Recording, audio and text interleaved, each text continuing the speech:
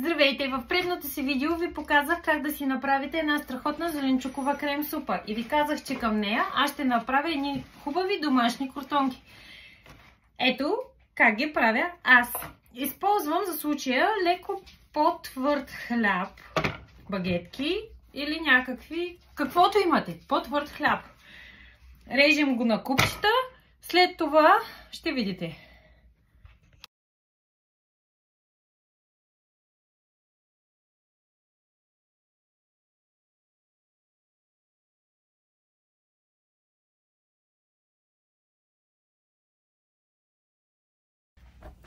Понеже на мене сега ми се получиха два различни вида, ги нарязах по два различни начина.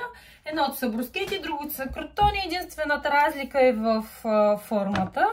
Сега ще ги овкуся. Напръсквам си малко олио. Съвсем мъничко, колкото да полепне подправката по тях. Ето тези ще ги разпределя така.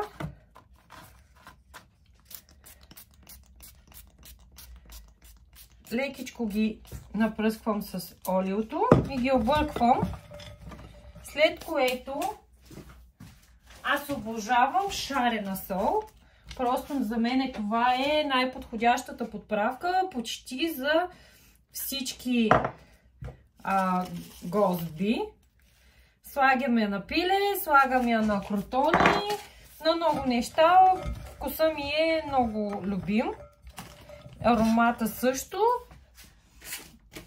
По ваша преценка може да си сложите чубричка смляна, може да си сложите черен пипер, червен пипер, каквото пожелаете, на какъвто вкус имате вие, такива подправки.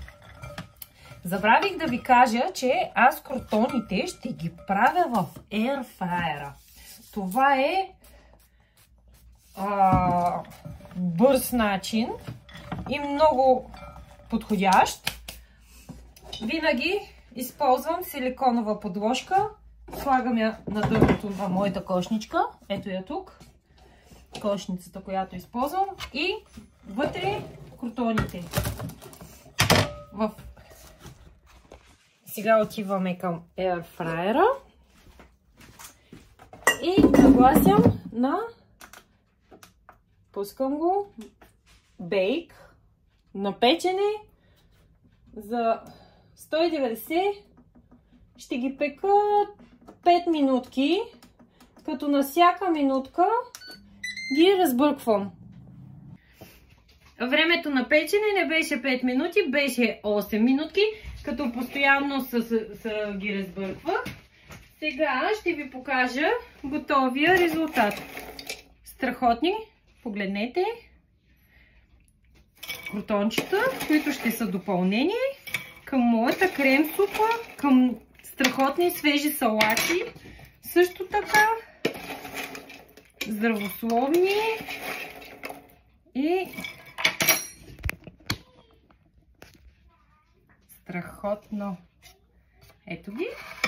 Крем супичка с кротончета. Сега ще си сложа и ето ви вече и двата вида брускети и кротони са готови. Насладете се!